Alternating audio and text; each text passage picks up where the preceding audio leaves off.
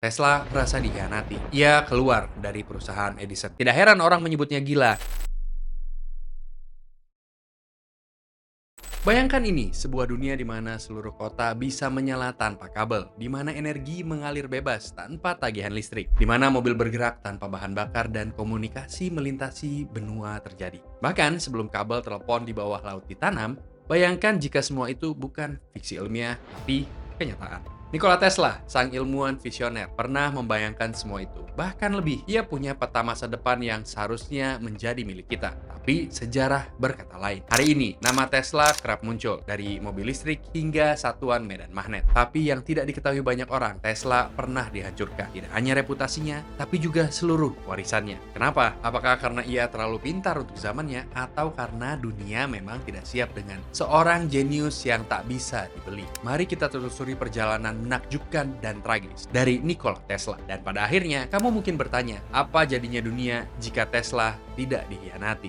Anak ajaib dari desa kecil. Tesla lahir pada malam badai petir, 10 Juli 1856. Seorang bidan berkata bahwa itu pertanda buruk, tapi ibunya menjawab, tidak, ia akan menjadi anak terang. Namanya Nikola Tesla, lahir di desa kecil Smiljan, Kekaisaran Austria, sekarang bagian dari Kroasia. Ayahnya seorang pendeta ortodoks, penulis puisi dan orator. Ibunya, meski buta huruf, adalah penemu rumah tangga. Dialah inspirasi awal Tesla. Sejak kecil, ia menunjukkan kecerdasan luar biasa. Ia bisa memecahkan soal matematika rumit di kepala tanpa menulis satu pun angka. Ia bisa membayangkan mesin bergerak secara 3 dimensi hanya dengan pikirannya. Tapi bakat luar biasa itu juga jadi beban. Tesla kerap mengalami kilatan cahaya, suara-suara aneh, dan insomnia parah. Ia bisa bekerja selama 20 jam sehari tanpa lelah. Banyak yang menyebutnya aneh, tapi Tesla, ia hanya merasa berbeda. Ia menempuh pendidikan teknik di Graz, Austria, dan melanjutkan ke Universitas Charles di Praha. Namun ia tidak pernah resmi lulus. Bukan karena tak mampu, tapi karena pikirannya sudah jauh melampaui kurikulum.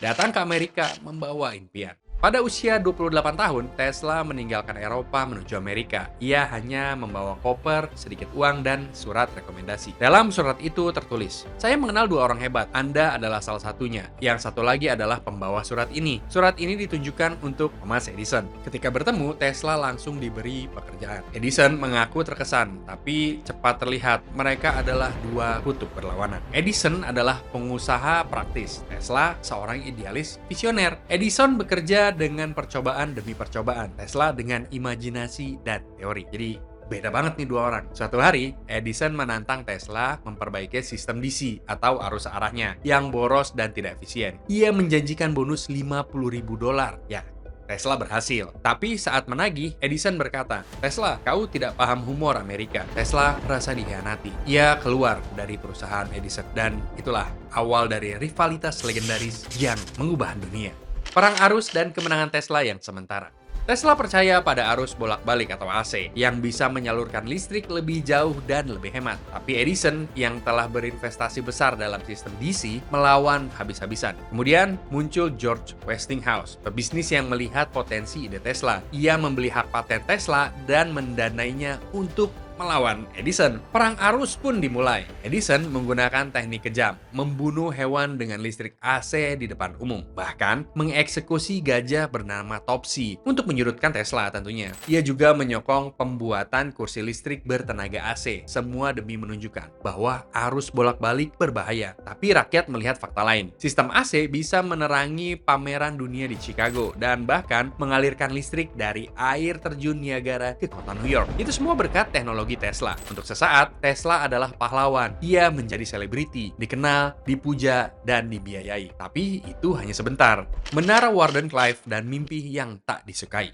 Tesla tidak pernah berhenti bermimpi. Setelah listrik, ia ingin mewujudkan komunikasi global, internet nirkabel, dan transfer energi tanpa kabel. Ia membangun Menara Wardenclyffe di Long Island, New York. Tujuannya mentransmisikan listrik dan sinyal secara nirkabel ke seluruh dunia gratis untuk semua orang. Itulah titik baliknya. JP Morgan, investor utama proyek ini, awalnya tertarik. Tapi saat tahu Tesla ingin membagikan energi secara gratis, Morgan mundur. Ia berkata, "Jika siapapun bisa mengambil listrik dari udara, di mana saya bisa pasang meterannya? Tanpa drama, proyek terhenti." Tesla tak mampu membayar gaji. Ia kehilangan laboratoriumnya, kehilangan hak patennya, bahkan harus menjualnya untuk bertahan hidup. Wardenclyffe Tower dihancurkan, mimpinya ikut runtuh. Penemuan gagal diakui dan reputasi yang dirusak.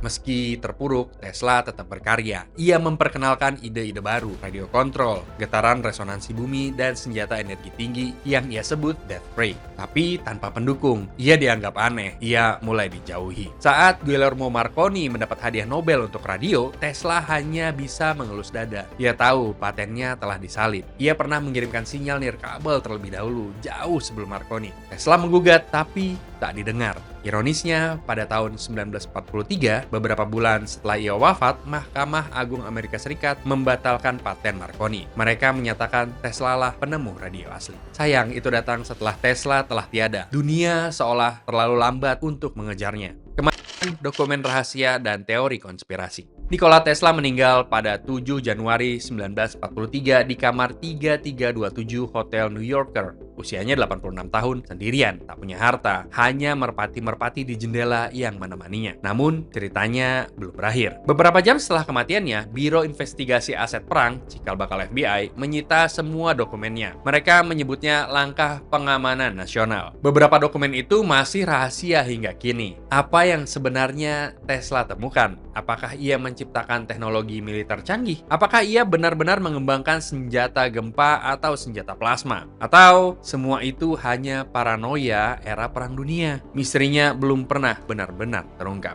Kebangkitan nama Tesla di era modern. Butuh puluhan tahun bagi dunia untuk kembali menghargai Tesla. Kini, satuan medan magnet diberi nama Tesla. Patennya dikaji ulang, biografinya ditulis ulang. Bahkan, salah satu perusahaan mobil listrik paling inovatif di dunia memakai namanya Tesla Incorporated yang didirikan oleh Elon Musk. Tapi lebih dari itu, dunia mulai sadar banyak teknologi yang kita gunakan hari ini berasal dari benak Tesla. Jauh sebelum teknologi itu mungkin secara teknis, motor induksi, pengontrol jarak jauh, sistem jaringan listrik, teori komunikasi nirkabel, wireless charging, bahkan konsep drone dan AI secara konseptual sudah ada di pikirannya. Dunia akhirnya menyusul, meski agak terlambat. Alternatif sejarah jika Tesla tak dikhianati. Sekarang mari kita berandai, bagaimana jika Edison menepati janjinya? Bagaimana jika JP Morgan mendukung energi gratis? Bagaimana jika Tesla diberi platform untuk berbicara bukan dibungkam? Mungkin hari ini kita tak pernah bergantung pada bahan bakar fosil. Mungkin internet sudah ada sejak Perang Dunia ke-1. Mungkin energi adalah hak, bukan bisnis. Mungkin kita tak akan pernah mengenal perang energi. Tesla tidak sekadar menciptakan mesin, ia menciptakan kemungkinan. Ia membayangkan dunia di mana manusia dan teknologi hidup harmonis, tapi dunia yang ia bayangkan ditolak oleh dunia nyata yang tak siap dengan idealisme. Bagaimana jika teknologi Tesla diterapkan hari ini? Mari kita bayangkan ulang, dunia dengan semua teknologi Tesla benar-benar terwujud. Energi nirkabel global. Bayangkan tak ada lagi kabel-kabel listrik menggantung di jalan-jalan. Tak ada tower listrik membelah landscape, rumah-rumah di pelosok, desa-desa terpencil di pegunungan, bahkan pulau-pulau kecil di samudra, semuanya bisa menerima energi langsung dari atmosfer,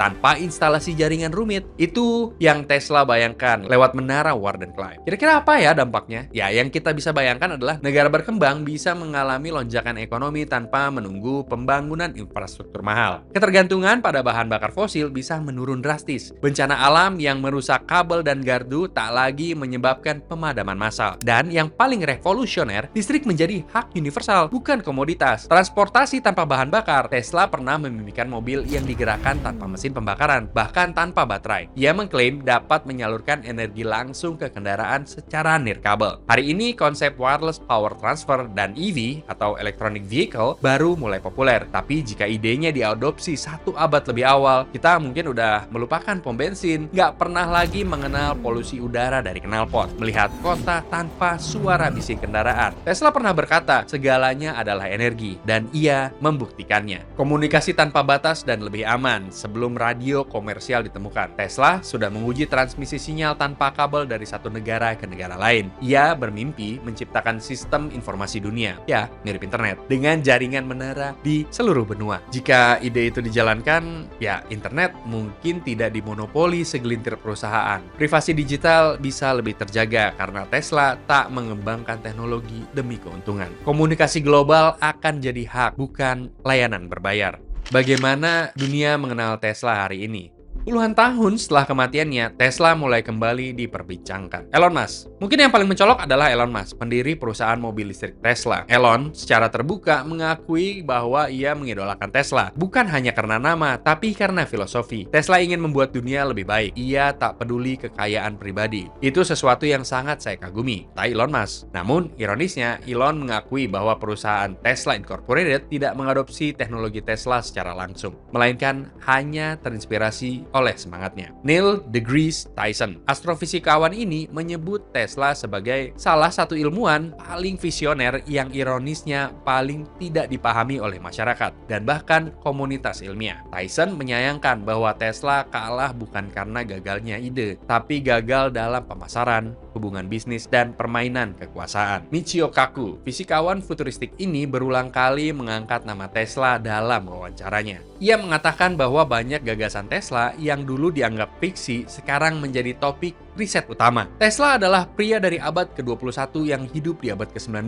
Tidak heran orang menyebutnya gila. Komunitas ilmiah dan pop culture hari ini, Tesla sudah masuk dalam ribuan dokumenter, video YouTube, novel, bahkan video game dan serial TV. Ia telah menjadi ikon budaya. Tapi apakah pemahaman kita sudah utuh? Banyak yang mengaguminya, tapi masih belum sadar betapa banyak hal yang ia ciptakan sebelum waktunya, dan betapa sistem dunia modern, baik ekonomi maupun politik, tidak suka pada ide-ide yang tidak bisa dijual. Nikola Tesla bukan hanya seorang ilmuwan biasa, ia adalah suara masa depan yang dipaksa diam oleh kekuasaan. Ia mencoba memberi cahaya kepada dunia, tapi dunia lebih memilih untuk tetap gelap. Ia ingin membuat energi menjadi hak semua orang, tapi dunia lebih percaya pada keuntungan, bukan keadilan. Sekarang kita tahu bahwa banyak dari apa yang ia bayangkan bukan delusi, tapi blueprint. Kita tidak hanya kehilangan seorang ilmuwan, kita kehilangan arah ketika kita membiarkan visi Tesla terkubur oleh kepentingan. Tapi belum terlambat. Kita bisa memulai lagi dengan belajar dari masa lalu dan memberi ruang untuk pemikir masa depan, meski mereka terdengar